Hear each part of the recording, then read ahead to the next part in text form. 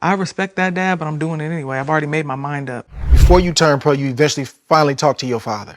Yeah, my dad came to me and said, I hear you're boxing, because I got around. And I was like, yeah, I am. And he said, he basically tried to talk me out of it indirectly. He knew me. He's like, he can't just come out and say, don't do it. So he tried his reverse psychology. You know how hard this is going to be? I was like, yeah, absolutely. I know. I've thought about it. So I was like, Dad, I thought this through. This is what I'm going to do. Well, what if you get knocked down? He's like, there's going to be lights on you. He's trying to build the picture. Like, do you understand? It's not like the gym.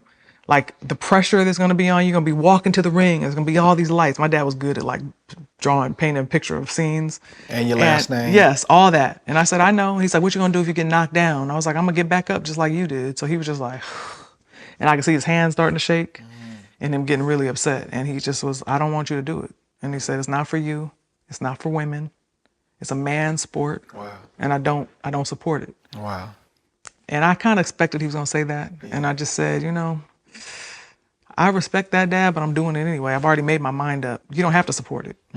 I'm telling him, like, I'm letting him know, if you don't want to support it publicly, I'm okay with that. Because I don't expect you to lie and act like you like it. Right. Like, because you have to have these talks, these behind the scenes talks. Yep.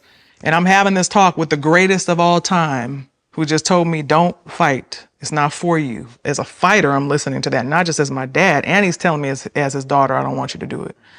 But at the moment, none of that meant anything to me, because I was expected that. He didn't know anything about women's boxing. He didn't know, he wasn't a part of my training.